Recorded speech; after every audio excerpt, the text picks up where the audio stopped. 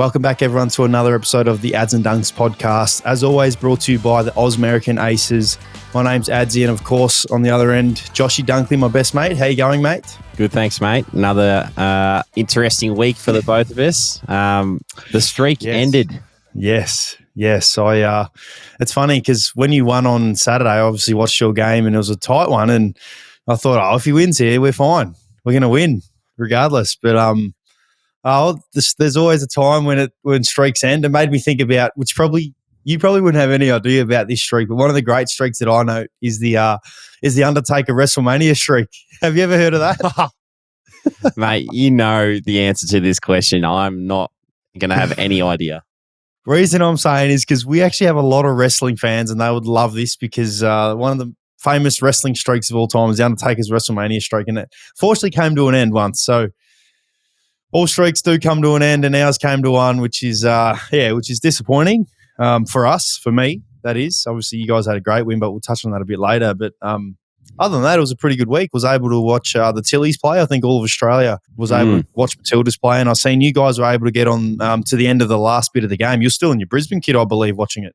Yeah, we pretty much straight after the game went and sang the song in the rooms, and all the families are in there. So we just went out to this little room that's downstairs in our change rooms, and they chucked it on the TV and we all sort of huddled around. It was a pretty cool moment because we were just fresh off the ground and watching the Matildas go through the penalties, and mate, geez, wasn't it up and down? It was crazy. I was like, oh no, they've lost it here. And then they came out and put that last one through. So it was good. Were you able to see any of the actual, did you see any of the extra time or no? Nah, none of that. Nah, okay. Mate, it was, so we had so many opportunities to score and their keeper was incredible. And then our keeper, Mackenzie Arnold is her name, obviously, and she saved some incredible saves, and the fact that then she had to then muster up the strength to be able to stay mentally in tune and then physically in tune and save those goals. I think there was a time when we missed, and if they were to kick it, they were going to win the actual game. And the fact that she was able to do that, and oh mate, it's funny because when we were watching, we were obviously watching our hotel in Tasmania. Our stream was actually cutting out. So the first lot of saves, I think when we saved and then we had an opportunity to win by scoring, the first lot, it actually froze.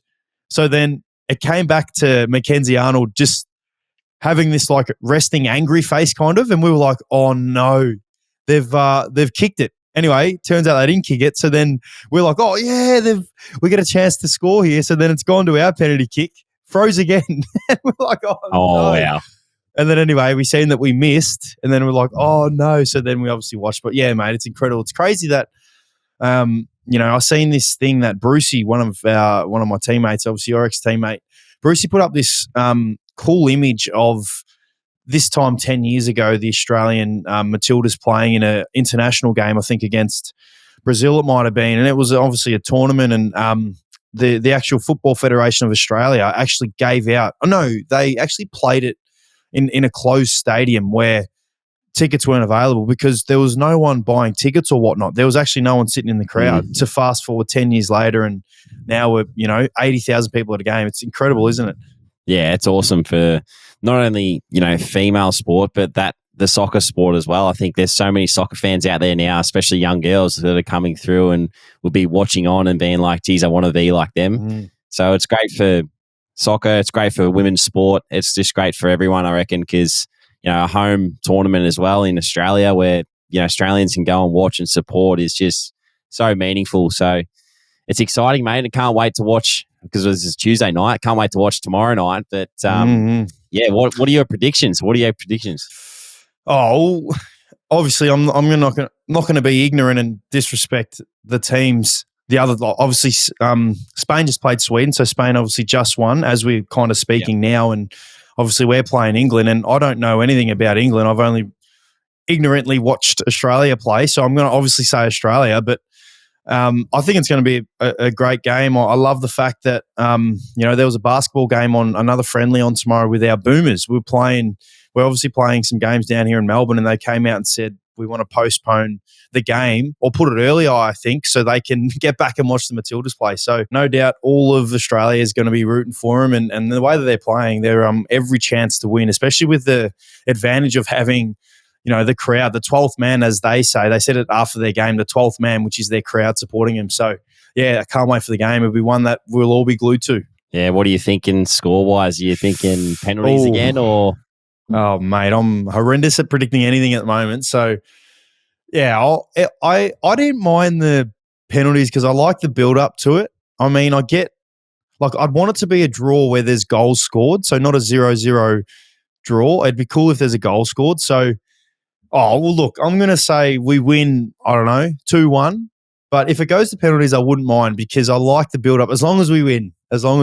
So, yeah, I'll just say 2-1. What do you think? We had a thing today at the club. I said penalties again, and I think 6-5 in penalties. So Australia's way, obviously. Yep. That's why it'd be interesting. Wild guess. Very interesting. It'd be interesting. And we already know if we were to win, whoever wins plays Spain, and I think Spain have been runners up a couple times, especially the last few times, I believe. So, yeah, it's going to make for a great final if we do make it. So fingers crossed we get through to tomorrow.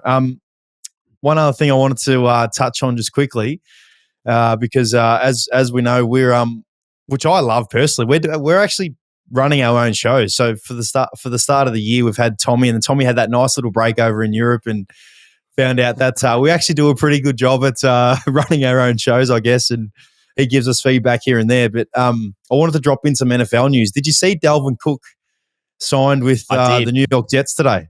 Yeah, 1 year deal. What was it, $8.5 million or something? Oh, something. Well, in terms of running back, that is underpaid. So they don't get as much as what the other skilled players get, but still, $8 mill's still pretty good.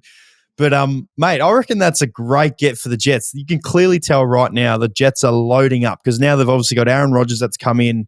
They've signed Alan Lazard as a wide receiver. They've got Garrett Wilson, who's a star rookie, Sauce Gardner, who's a star cornerback, and Breece Hall, who's a star running back to add with Dalvin Cook. They are clearly all in. Yeah, what do you see? How do you see the Vikings going now, though? Oh, you know what? Someone asked me this today, actually. Libba actually said this. I think they're still going to be, I don't think anything really changes for them. I think they're still going to dominate the regular season, be, almost unbeatable at home. They had one bad game last year against Cowboys at home. So disregard that. I still think they'll be unbeatable at home. They will finish with a really positive record, get to the playoffs, and just lose in the first week. That's just what they seem to do all the time. And unfortunately, I feel like that's going to be the position they're in because Kirk Cousins is still, quality quarterback, and I believe they have the best offensive player outside of Pat Mahomes in the NFL in Justin Jefferson. So, yeah, I think they're going to be okay. But, yeah, it's been a cool day because Dalvin Cook's obviously got traded. Another one, Ezekiel Elliott. I'm not sure if you've seen that, but Zeke went to the Patriots. Did you see that? I didn't see that, nah. Oh, mate, I'm all across this because of the NFL fantasy. We're getting so much closer. But, Zeke went to the Patriots. So, it's crazy, mate. It's all happening at the moment. I knew I had a feeling you'd know about Dalvin Cook, but not really know about Zeke. And it's good because, as I said, 3 weeks ago, mate, I'm hanging in there. Yeah, well, Zeke, I'll never draft Zeke again because I took him with one of my highest picks 1 year and he was so bad. So I've completely lost interest in him. Have you done any? I'm not sure if I asked you last week, but have you done any mock drafts? You have, haven't you? Yeah, I've done a couple where we're starting up. I said to you yesterday on the phone that we might be starting up a dynasty league at the Lions. So you said if there's a spare spot, you want to jump in. True. Yes. If you need a number, I'm happy to join. I'm already in 6 other leagues. I'm happy to make a 7th league. It'll be fun to manage all of them. But no, in all seriousness, I can't wait for the NFL to get going. Yeah, me too, mate. Anything else throughout the week that caught your eye? No, it's been. The girls are down here now, which is good. They're down here proper until, essentially till the year's over for me in terms of footy. Kim's now finally on a break, which is nice. It's good to see Georgie. She gets to come to the game this week. She's only been to 2 games this year, so this is the 3rd game she'll come to on the Sunday when we play the Eagles. But just getting into the normal routine of being go to footy, train, come home and be a dad, which is great. Go to bed early, hang out with Georgie, and she's she's getting to an age where we can have a genuine conversation, and it's pretty funny some of the stuff she says. I mean, I know last week I was meant to send Brado her favourite word, pig's ass, which is what she's saying at the moment, which is still making me laugh so much, because when she just suddenly drops it out of nowhere, I've got to be like, Georgie, you can't say that, and I'm laughing at the same time. So, it's been good to have her here, and it makes you, especially after the week that we've obviously just had and the performance that we put in, which was a very disappointing performance. The fact that I can come home and actually have the girls there and Georgie there, it kind of puts a lot of things into perspective for me, and makes me appreciate other things outside of footy a lot more. So it's been nice having the girls here. What about you? Anything good? Not really. We had a bit of a shorter break this week coming back from Perth. So played on Saturday. I ducked up to Noosa on Sunday night, actually. Went up there. It was a beautiful day. So I was like, oh, why not drive up and stay the night with Tip, and then came back Monday morning for training. So it was nice to sort of get up there and have a look around. I haven't been up there for a while. So it was, to spend a bit of time together with Tipper. And now that the house is quite full, mate, it's nice to get some alone time for once. Oh, mate, I could imagine. How is it going with Kaiser and Jado? Is it good? Is Larsie there as well? Yeah. Nah, she's not here yet, but she's coming in a few weeks' time, I think, because her rental's running out. So we're just hanging out for that. But she's starting to move a lot of her stuff in, so there's not much room, mate, in the cupboards. And I talked about moving this desk in the study for the podcast, and that's why all my shoes and stuff are in the background, because I had to move it out of the actual study because I got to build another bedroom in there. Oh, so, mate. The great human being that you are. Well done, mate. I feel for you, but I could imagine it would have been nice to get away to Noosa. And what'd you say the weather was like? Oh, it was 28 degrees and sunny, mate. It was beautiful on Sunday. Beautiful. We had a nice chilly 4-degree day today, which is great, with a top of 13. So it's always nice to hear that the weather's really good for you. But what about Tipsy? What's she been doing? We haven't spoken about Tipsy at all, really, since her season. What's she been doing? Has she still celebrating, or is she kind of getting now into a program where she starts to build into, when she eventually goes back? Yeah, she's wound it back a bit, mate, in terms of celebrating. She's back into training now. She had a bit of an ankle injury, so at the end of the season had a jab, and she had to rest that for a couple of weeks. But she's back into training, like I said, and they're loving playing tennis at the moment. Kimmy's playing tennis with them too, so that's kind of one of their fitness things that they've got going on at the moment, and Pilates and stuff like that. So well and truly back into it. It's still up in the air with the CBA and stuff like that for all the girls. So hopefully that gets sorted soon, so then they can start working out what their futures look like, because it'd be pretty rough, mate. Could you imagine being an AFL player at the end of this year? They're like, righto, everyone's out of contract. There's no CBA. We've got to wait until we find out what we're doing. And you guys have just got to wait and see what we're doing until you can make sure what you're doing. It's just crazy.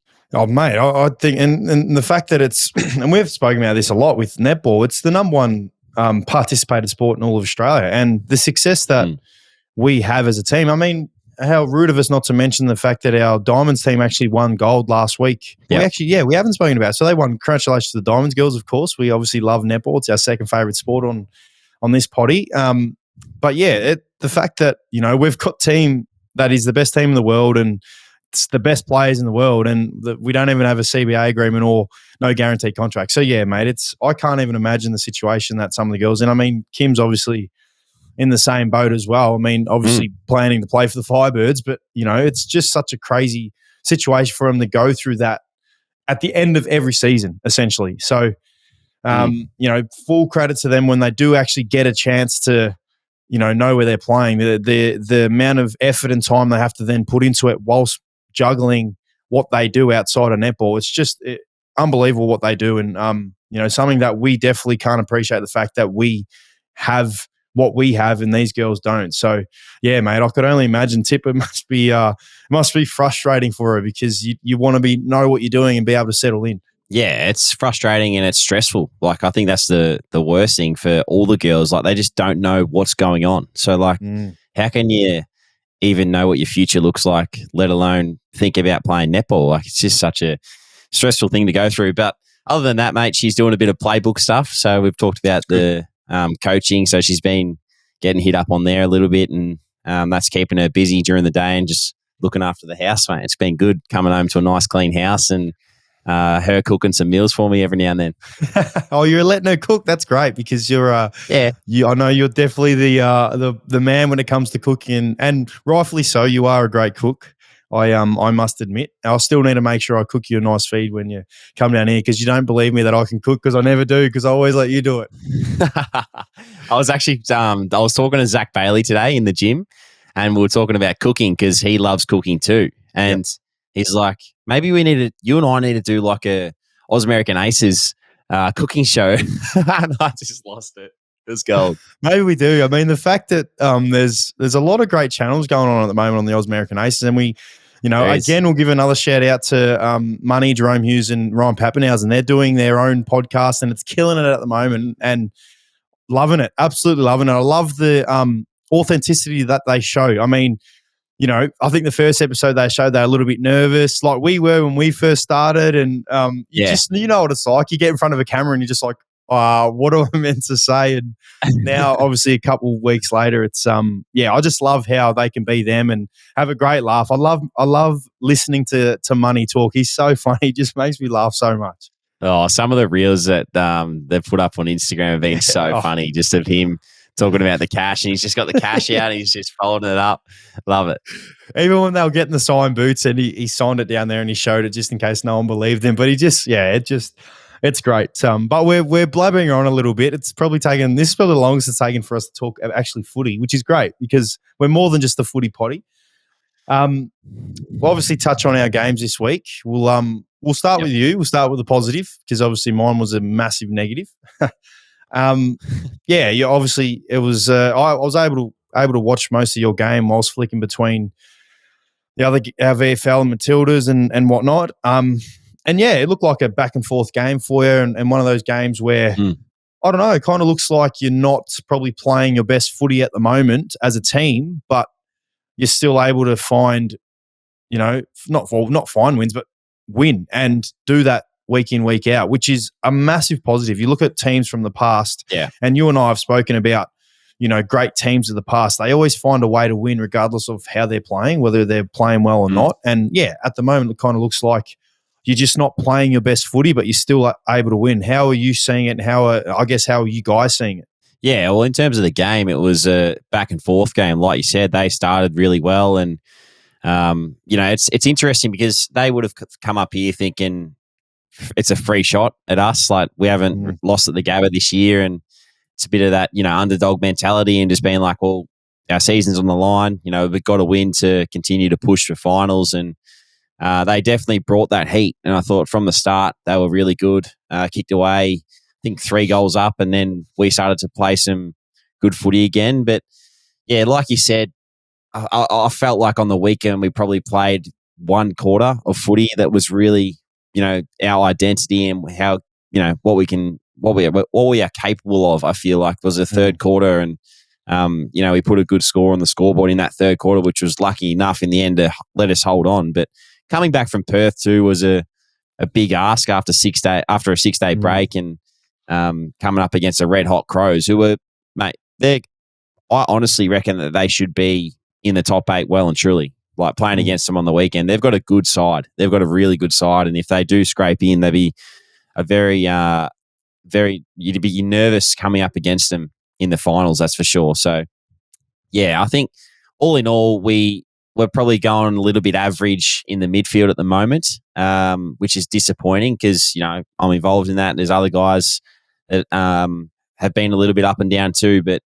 Like you said, I think it's nice that we've been able to get through a couple of games now where we haven't been at our best, but our forwards and our backs are really standing up, and other guys throughout the midfield as well. Like Huey McCluggage on the weekend was awesome for us, and in his 150th really stood up and took the game by the throat. So it was awesome to see that and celebrate him and Connor McKenna's 100th as well after the game. But it was a tough one, but nice to get over the line in the end. Yeah, well, definitely. Was clearly how I seen it. It looked like an extremely tough game, and you're right. Adelaide, they're still fighting for a top 8 berth, but they're so much better than probably where they're positioned on the ladder, and their footy, their brand stacks up against the best. So looked like a hard-fought game. You mentioned about the midfield and obviously how you guys are a little bit down at the moment. And, again, I think the luxury for you guys is you don't solely rely on one individual. It's not, whether it's you're up and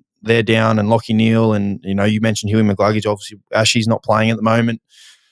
Zach Bailey goes through there, these guys. But I think that the balance that you guys have in being able to spread the load is as good as a lot of the mids in the AFL. And the fact that, again, you're still able to win, I think reflects that. You mentioned Huey McGluggage, obviously, which is great. But I want to touch on yourself. I know you and I obviously talk about, we talk after every game pretty much, whether we're both flat or whatever it may be.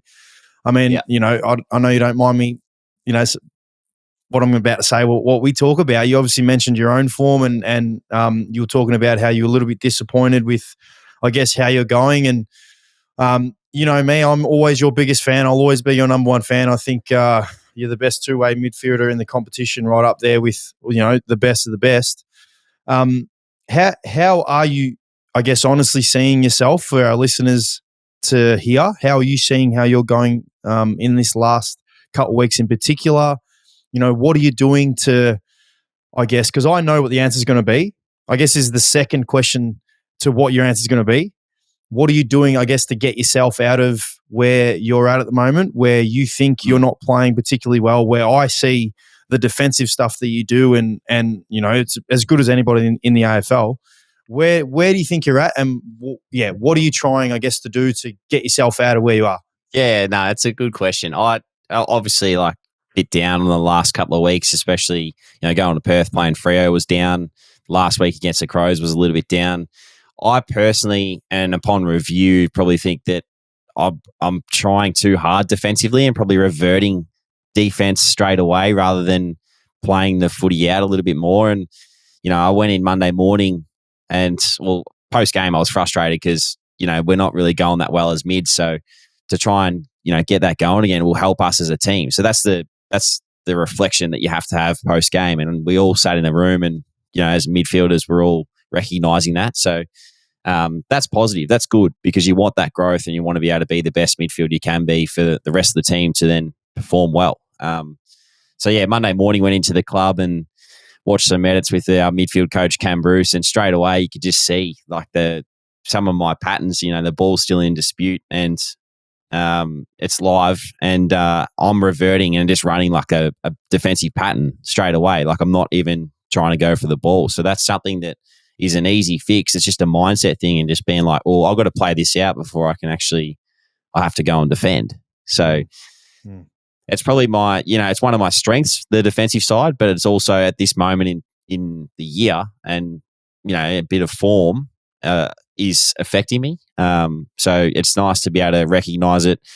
Hopefully this week go out there and play on instinct a little bit more and help the rest of our mids go well. But for me personally, that's what I'm working on this week at training and the extra touch and stuff like that is always there. I'll do that every week no matter what, but more instinctual playing and not really reverting back to defense all the time is definitely one of my focuses going into Friday night.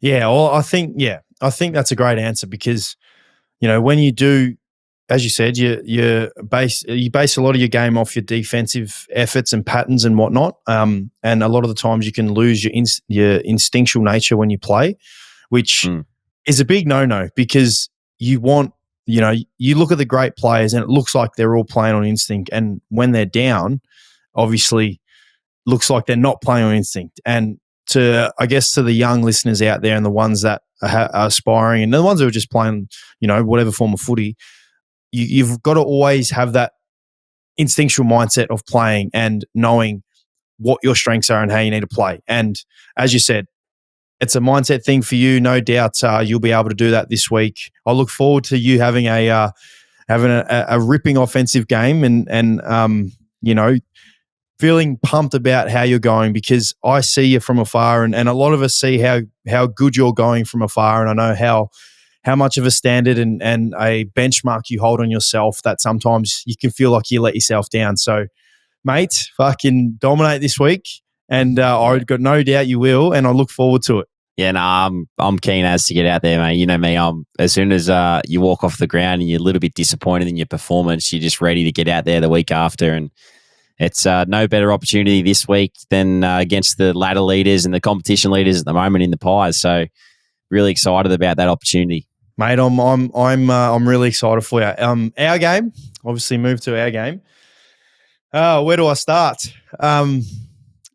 You said a good point about your game, about the fact that you guys played one quarter and you showed kind of what you're capable of, and you played to your strength as a team. Yeah. I believe that first quarter that we played on the weekend was definitely us, and I felt like we've shown that in games, and we did that again on the weekend in the first quarter, which was extremely pleasing. But then outside of that, barring the last 10 minutes of the game where we actually got a bit of a roll on but weren't able to win, yeah, just another frustrating performance. It's one of those games where you definitely look back on, and I look at the Hawthorn game, the Giants game, the Sydney game, the Gold Coast game, these games where we've lost by pretty much less than a kick.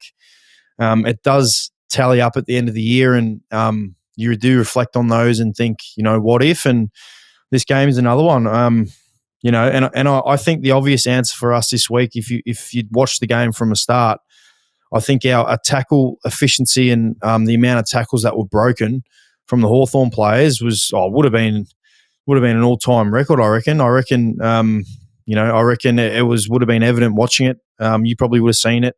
If you allow teams to break, that first line of defense, which is a tackle, it's always going to be hard to stop. Then after that, and full credit to the Hawks, they clearly came with a game plan to maintain the ball and really take us on when they got the footy with, taking the tackler on, and they did. And it's extremely disappointing because the fact that we started so well and then I guess fell back to, the inconsistencies that we've had throughout the year.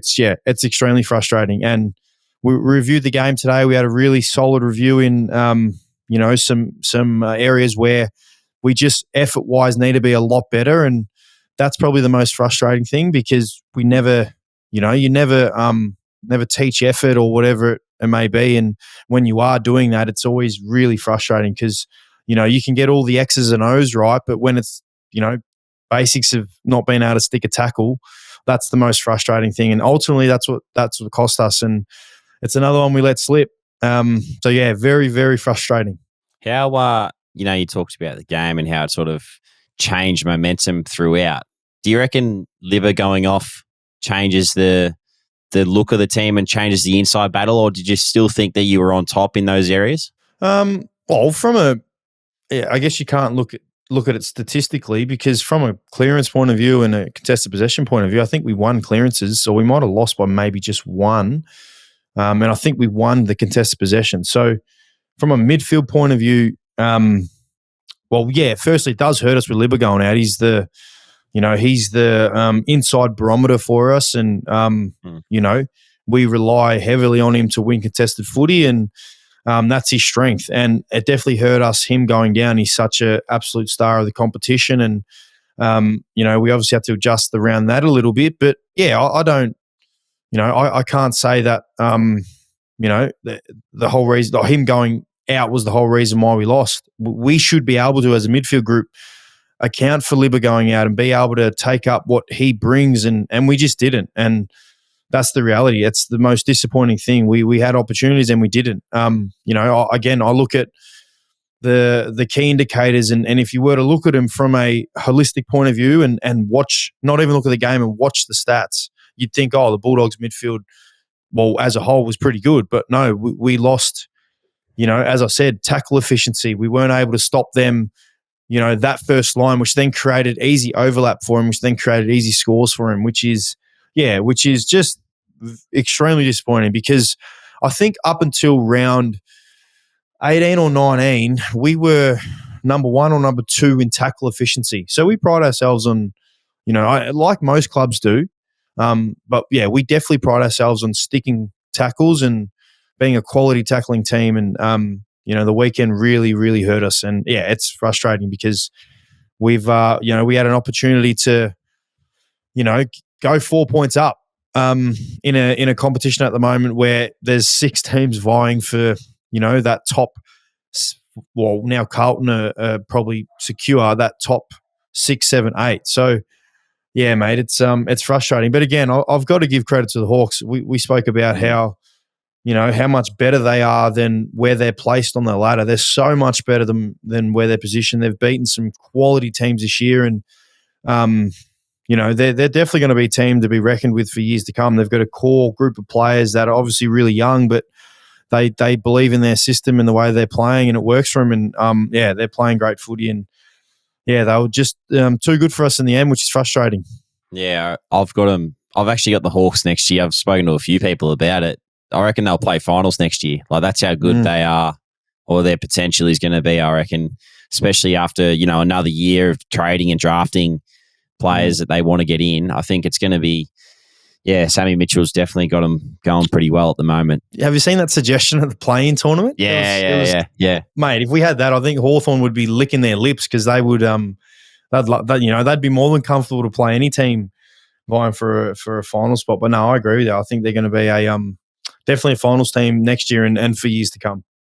For sure. I've got to ask you about the Timmy English kick in. It's a very topical conversation. I know from a player's point of view, like, I already know that it wasn't a plan, but he would have just had to have done it because at the time he was probably the last man there, had to take the kick. So I get that, and I sort of want you to talk about that a little bit. Yeah, well, firstly, it was a little bit weird when I looked up and I was like, because my first thoughts was, it's a point, look to the middle of the ground and look to see where the big fellas are, because obviously go direct towards goal, and then obviously seeing Chile in the goal square.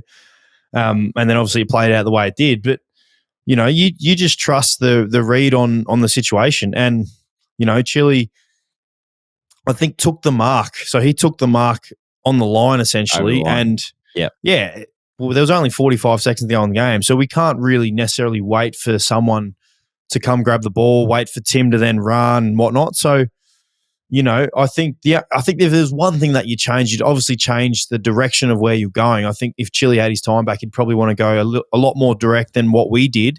But the fact that he grabbed the ball, I've got no issue with that. I mean, he grabbed the ball. He just had to move quick. And, it's a situation where, as you said, there's players around him. I don't know what the players around him were saying, but they could have said, go grab the ball. Like, we need to get the ball, kick it in. Like, just kick it. Yeah, it's a really hard situation for him. And we talk about goal line defense for what it's worth. So the fact that most rucks in the competition are on the goal line defending every goal attempt from the opposition. So he was there, grabbed the ball, it happened. We shouldn't have. The only reason it's a talking point is because the game was close. We shouldn't have been in that position. We should have been, we should have been able to be playing good enough to not find ourselves in that position. So that's what I was going to say. Yeah. It frustrates me a lot that, people are potentially going at Timmy for taking that kick in. Well, hang on a second. The game's 120 minutes. Like, there's plenty of time for other things to happen. So those that are hanging him out to dry like that, please don't. No. Chile. Again, if it was him in the situation again, I've got no doubt he would make the same decision. It'll just be, as I said, probably go a little bit more direct with the footy rather than going sideways. But we needed to go quick, so we did. And again, I wouldn't change him taking the ball out, because again, he's the same. He's actually a really good kick too. He's a great field kick. So we shouldn't have been in that position. It's funny because he was. I think Crosby today told me he was trending. He was actually the number one trender on Twitter at the moment. So of course, Crosby knows that. And especially with Chile. Chile doesn't. We all know he doesn't like talking to the media at all, or talking anything to media or social media. So for him to be trending was quite funny. But it's we've just got to move forward and look forward to this week's game and really set ourselves up for the last two games. Yeah, well, we'll go straight into that. You talk about this week's game. You've got the Eagles at home on Sunday, I think it is. Yeah, we do. Yes. So we play the Eagles on the Sunday, and it's, I guess the Eagles are obviously positioned where they are, and obviously not having the year that they've wanted to have, but that honestly does not matter, and it shouldn't matter because in this competition, any team is you give any team a chance to beat you, they'll beat you. I don't care what team it is. I don't care where you are on the ladder. The reality is that's how even our competition is, and if we're off at all, we'll hurt ourselves. So we've just got to come with the mentality that we played. And I sound like a broken record because I say it every week, and I feel like we've brought it in every game this year. We just consistently haven't brought it. So I'm hoping that, and I'm believing that today's review of the game and the disappointment that we've showed and the players showed, it is really the wake-up call that we need to, have a look at ourselves and be like, do we really want to finish, outside of the 8 and not competing with the group that we have? Because we've got a great group, a hungry group, a group that's motivated to win and play for each other and love and care for each other. And, and now, fortunately for us, our destiny is in our own hands. We win this week. Yep. We then give ourselves a chance. We then obviously have to win the following week. So we've got to take it week by week. Eagles have been a fast-starting team. They've started really well against opposition. I know they lost by, 100 points on the weekend, but they started really well against Freo. The week before against the Bombers, I think they were right in it to the very end. I mean, they had the game stolen from the last minute, and they have absolutely nothing to lose at all. And, they're going to come with a mindset to, as I would if I was playing in their situation, come to ruin the season of ours and, play an exciting brand of footy. And I'm expecting that from them. So we just have to worry about how, we need to play and what we need to bring and bring our strengths and make it last longer, because we just can't sporadically have it in games because we see what happens on the weekend. So, it can't come quick enough for us. It's as you know, when you don't play in good games and you don't win games, the first couple days after the game are always a bit, just a bit tough because everyone's a bit down and you're just frustrated that we're not getting the result. So the game can't come quick enough. I'm really looking forward to the training session this week, and then I'm really looking forward to getting out there and playing on Sunday. Yeah, looking forward to watching that one and seeing you boys bounce back after what you said was what everyone knows was a disappointing loss, I guess, to the Hawks. But as I said before, we've got the Pies on Friday night, and it's one of those ones. We looked at them a bit today, and you think about it, and you just know it's a very proud football club that you're coming up against. The supporters, the passion that they bring to games, the hostile environment, and I think we're just really looking forward to that challenge. And it's just a nice way to test our footy and how we're going, and hopefully, we can fix up a few things in the midfield like we've talked about, but we're going to have to be at our very best against the Pies, because I think you saw they got back to their mojo a little bit last week against the Cats. So even losing Darcy Moore during that game and the rest of the defenders standing up and taking it right up to them was quite impressive. So even though they've got a couple out, we're still going to have to be at our very best. But exciting challenge for us, and coming into finals is going to be it's a good precursor, I guess, to what's to come. Yeah, no, it's probably the game of the round for mine. Well, there's a lot of games that are really exciting, and a lot of positional games where fighting for. I think St Kilda play. Is it Melbourne? St Kilda might play Melbourne, and then there's Giants play Essendon. So there's games that are going to go that are going to dictate where teams are positioning, and I think obviously yours is right up there. Do you build it up as a finals, I guess, game, even though you guys are essentially top four? You're going to finish top four, and I know you're vying for a home final, so you need to win as many games as you can. And obviously you're one of the only, I think, 3 or 4 teams that have beaten Collingwood this year, so that's a big tick for you guys. Does Fags build it up as a finals-like game? We really need to showcase our best. Oh yeah, I think I reckon for most of the year, but definitely the last half of the season, we've built every game up to be like a final. It is hard when you're playing against teams like Adelaide and Freo, who are still, that is their grand final, and it's just a different vibe. Whereas this one, like you said, we're both going to be playing finals, but it's just a good opportunity to just really have a fair income crack at one of the best sides in the competition. So that's the way that we're going to approach it. And it will be like a finals kind of game. I feel like it's going to be a contested brand. The Pies like to handball and chain it out through stoppage, and the pressure's going to be on because they're one of the best pressure teams in the comp, and we want to bring our best pressure. So it's going to be a finals like game, and really exciting to get that opportunity down at Marvel Stadium. Would have been nice if it was at the G, but we'll take Marvel instead and hopefully go down there and get the win. Yeah, I reckon it would have been almost a sellout again if it was the MCG, and to have that little bit of experience prior to obviously the finals would have been exciting for you. And as you said, it is a little bit different. I think the makeup of Collingwood, no Darcy Moore, obviously no Nick Dacos playing. I think Jeremy Howe's playing a little bit forward. Crispy's going inside a little bit more, playing a bit on ball. Do you look at the game from round 3 or 4 you played him? Round 3 maybe. No, round 4 I think it was after us. 4. Yes. Do you look at that game at all, or is it too far apart? Is it way too far apart where you've just got to really look at the last couple of weeks that they've played?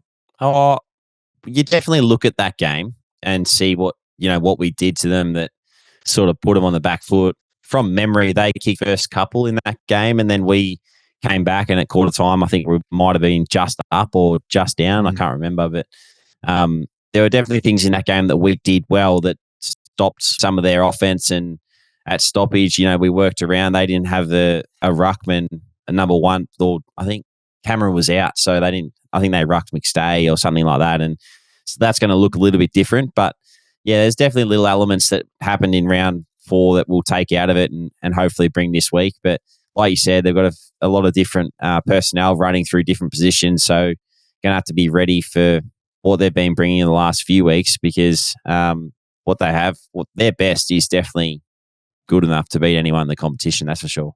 Yeah, mate, it's going to be a blockbuster, and hopefully you can squeeze in a visit and we can see each other on one of the days. That'd be nice before hopefully a finals campaign definitely for you, hopefully for me as well. Any other footy stuff that's caught your eye or that you're excited about this week? No, I always talk about one thing, and I'm still getting frustrated about it because I feel like it's completely gone, mate. I think tackling and dropping the ball is completely gone out of our game. If you attempt to get rid of the ball these days, you never get caught. So if you get tackled, mate, on the weekend, right. If you get tackled, just get rid of the ball. And if you drop the ball, I think it's gone. I think it's done. Oh, I'll tell you what actually happened to me on the weekend. I got called for a throw. Did you? No, I didn't throw it. I was so angry, mate. I just knew that there was going to be a time where I got called for it, and I legit didn't throw it. I can hand on heart. I never throw the ball. Well, never intentionally throw it, but I didn't throw the ball. I handballed it, and I got called for a throw, and the umpire was right there. So, mate, you could have imagined the steam that was coming out of my head. I hate for when I actually do something, when I'm doing something and I know I don't do it wrong, when someone tries to question me or have a go at me, and it's this situation where I actually get the handball and I get called for a throw. Oh, mate, I actually couldn't believe it. Seriously. Yeah. And I had mates messaging me because of obviously the potty we did earlier this year, and I think the first crack is what the TV show is called, the footy show, where they were talking about us throwing the ball. There was obviously my mates talk about it, and a lot of them were messaging me afterwards saying, I'm sure Brad will get the vision, but mate, I was fuming. Oh my gosh, I couldn't believe it. I'm not sure if you've seen it, but make sure you go and have a look, because I got at the ball, had it in my right hand, did that handball with my left hand on the outside, and got called for a throw. So, yeah, mate, I was ropeable. Yeah, well, I do think that, that's one that's new. But for me, I honestly reckon that the tackling and getting rid of the ball, remember how it used to be if you had prior opportunity and you get tackled and you don't dispose of the ball properly, it's holding the ball. It's a free kick. Yeah, well, I I definitely agree. like you watch a lot of games and blokes are just getting it out, and I think it's fueling the game. That's probably why they've canned it. But I just wish we had a bit of I don't know, not clarity, but just more I wish it was something that they'd tell us that that's what they were doing. Well, I think the players are good at understanding what's happening. Do you know what I mean? Adjusting to That's true. the rules on the fly. I mean, you look at the tackling. I don't think we've seen a knock on wood. I don't think we've seen a sling tackle or a dangerous sling tackle from the start of the year to now, really, because the players are kind of adjusting to it on the fly. So, no, I agree with you. I've seen there was a few on the weekend that would have been normally holding the ball or dropping the ball and they weren't called. So, I'll definitely see with that. Maybe I was just too invested in me getting called for throwing it. It was, mate, I was fuming. I'm fuming now thinking about it because I didn't throw the ball.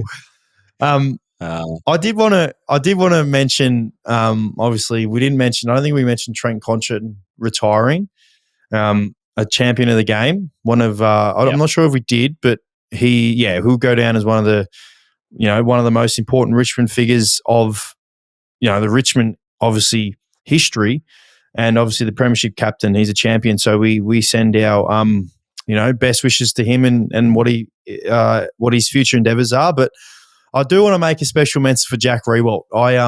He announced today that he was retiring, and I spent quite a bit of time with him on AFL 360, and I did 3 years worth there, and I was on a weekly show with him, and I got to know him pretty well, and we'll talk about a lot of things, footy and family, and have a great relationship with him, and really appreciated the support that he gave me, especially during he supported me during the time where I actually went through the trade period and made sure to message me, and something that I'll always be grateful for. And I feel like he's the more he matured throughout his footy and his priorities became his family and whatnot.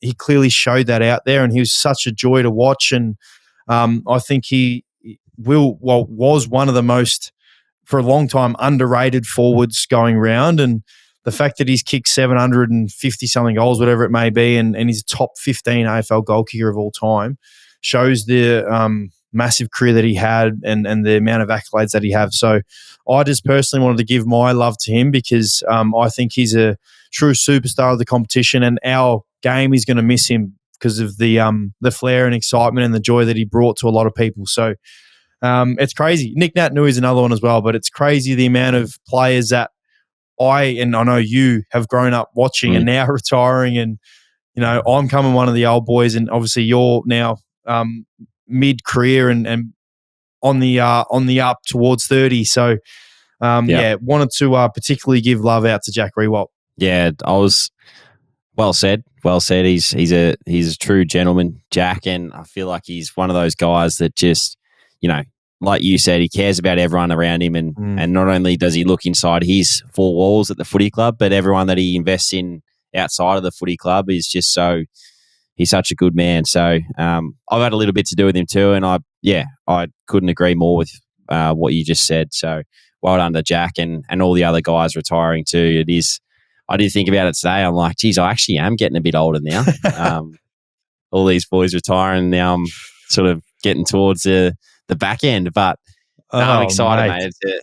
It's going to be a good week for both of us, hopefully, and look forward to both our games respectively, and seeing what we've got to say next week. Yes, hopefully both wins. No more footy. Well, we do have this another pick a team before next week, because I've got heaps of messages about our teams and I love it. Keep sending them in. But that big team that we're going to do, where I'm going to flash right now on the camera, we're going to do that next week because that's your best 22. So that's a solid effort. And we've got to make sure we choose this team prior to coming on so we can explain it. But there's another cool one that I've come across, which is pick your 5 veterans right there for $13 to put into your team for the final. So you've got $13, which I believe for the other ones we had $15. So it's a little bit weird you only get 13. But anyway, 5 veterans, mate. You've got $13. You can start. All right. Straight off the top of my head, I'm going to pick Pendles for $4. just because I feel like he's one of those guys you just can't buy the experience that he's had, and he's been in a lot of big moments out there in the finals series. I'm gonna pick Libba for $5 as well. Love so that's that. 9. Just because he's one of those players that just leads by example. I think he's one of those ones that everyone just follows when he's doing all the hard yards. So I've got 3 more, and I've only got $4. So I'm gonna pick. You can't get Dane Zorko because he's already on your team. Remember? Okay. So this is to add to your team. All right. I will go with Dane Rampy for $1. Ooh, that's a good. That's cheap too. $1. Far out. He's $1. Yes. So that's $10, and then I'm going to pick Steele for $2. Mm-hmm. Just because so you've got $1 left, similar to Pendles, and then my last one is going to be I'll go with Sonny Walters just because he a bit of flair, and I feel like he might bring a little bit of magic to the finals for me. So you got Libba and Pendles to join inside with you, Lockie Neal, Hugh McGluggage. I'm more saying that these guys, I'm going to build a team around these guys. Okay. All right. So you've got Libba, these are my Pendles, leaders. Steelo, Michael Walters, Dane Rampy. Yep. It's good. I like it. Well done. What about you? Your turn. Well, now you've said that we're building a team, because I was going to say I'm lucky because I've already got Libba and Liam Jones in there, so I don't have to worry about Libba and Liam Jones. But I won't. I'll go down the same path as you. For $5, I absolutely cannot ignore Dustin Martin and the way that he's playing. And as I said a few episodes ago on my Mount Rushmore, a superstar of the competition and of the history of the AFL. So there's $5. Then I'm getting my man, Jeremy Howe, for $3. And just quietly, I love the fact that he's playing forward and having a massive impact. You know what? I think he loves it. I know. He started. He's got a bit of a swagger about him at the moment. He started as a forward, obviously at Melbourne, and definitely hasn't lost it. So Dusty and Howie. So that's $8. So I've got $5 to go. One of my other favourite players that I've ever played with, and I still enjoy watching to this day, is Callum Ward. So I'm chucking in Callum Ward into that mix. So there's Dusty, Howie, Wardy. So that's 5, 3, 2, $10. I've got $3 to spend. Because I love the way that I'm really not really having any defenders or anything here. But you know what? I'm just going to go what I feel. I love the way that this guy's been able to play at a high standard his whole career. And I think he may be the oldest here outside of Pendles and maybe Tom Hawkins. I may be wrong, but I'm going to go with Travis Boak for $2. And then I've obviously only got $1 left. So I'm going to go one of the greatest kicks to ever play the game of football, Shannon Hearn, for $1. So you've got Dusty, you've got Howie, Bokey, Callum Ward, and Shannon Hearn. Who actually just retired as well. So massive shout out to Shannon Hearn as well. He's a superstar and very, very underrated over here in Victoria. So well done on his career. But yes, Shannon Hearn's in my 5. So as always, can't wait to read those messages about who has a better team. And next week, we're definitely going to do this build to 22 because this is an exciting team. All right. Sounds good to me, mate. What about anything else? You got a start bench cut for us? Of course, I always do, mate. We always finish on the start bench cut. And I've actually done one that is well and truly up your alley. Like, this is up your alley more than what it is mine. So my opinion doesn't really matter. So the first one I've got right is sent in from Arch_Allen. In their prime, you've got to choose between Max Verstappen, Lewis Hamilton, or Michael Schumacher. Start bench cut. Okay. You can have all that pressure. And you're a bigger F1 fan than what I am, so that's all you, mate. Wow. That is hard. That is very hard. In their prime. So Think of them. Yeah, well, They've got one race, and you're starting one of them, benching one of them, and cutting one of them. Oh, well, I think Lewis has to be up there with one of the greatest of all time. So, but then I'm like, Max is going real well right now, and then Schumacher's like a star. It's only because I haven't really seen much of Schumacher that I'll cut Schumacher, and then I'll go bench Maxi Verstappen, and I'll start Lewis Hamilton.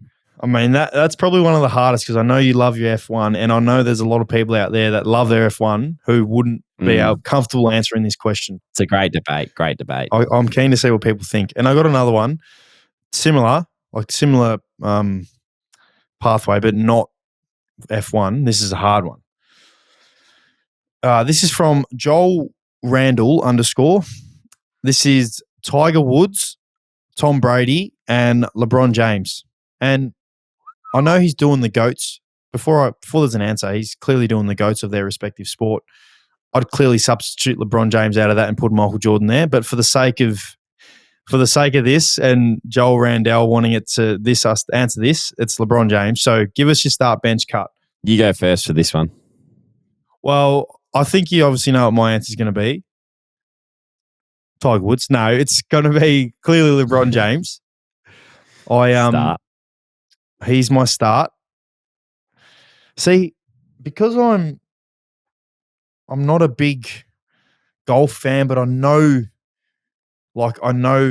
always heard about Tiger Woods and know that he's won heaps of majors and he's actually come back and won. Hadn't he been injured, like essentially never going to win again, and then come back and won again at the highest level? So I feel so bad that I'm actually going to cut him because there's probably that many, and at our footy club, I have that many golf fans that they would probably be appalled that I'm doing this. But I'm cutting Tiger Woods and I'm benching Tom Brady, and that is a hard one because I feel like I'm biasedly starting LeBron James because the fact that Tom Brady was able to do what he was able to do till the age of 45 and win a Super Bowl at the age of 43 in a new team in his first year there. So I'm still going to go start LeBron, bench Tom Brady, and cut Tiger Woods. What are you doing? I'm starting Tom Brady, and I'm going to bench. Please cut LeBron James, even though there's a LeBron James photo in the background there. You know what? I'll bench Tiger Woods and cut LeBron James. Oh my gosh. All the LeBron James fans out there are going to be pulling their hair out. That is great. Well done, Josh. My love for you has grown even more because I don't think anyone would put LeBron James out of that. So, no, that was a good one. No, it was good. No, it's been another good episode, mate. It's like I said before, exciting week ahead for both of us, and looking forward to the challenges that are coming up. But another great potty. Looking forward to the next one. So am I, mates. Well done. We don't have numbers yet with the ratings, but we're all, the boys over with Pappy, Money, and Husey are smashing their ratings out. Obviously, Tommy's smashing his out. We just need to keep getting these reviews out because we're so close to giving a massive giveaway. And as you said, our season is almost coming to an end. Finals time is here, which means our podcast is probably going to be done for the season. So we want to give away a massive giveaway. So keep rating us, keep sending in, message in any ideas. And, we love seeing the love and support that we get. I'm still seeing that A sign getting put out all the time. I actually everywhere. Had people walking off the bus into the stadium, giving me the A sign. So loving the support that we're getting, and we truly appreciate it. So thanks again, as you said, for listening to another episode, and good luck this week, mate. Thanks, mate. You too. Thanks, everyone, for listening.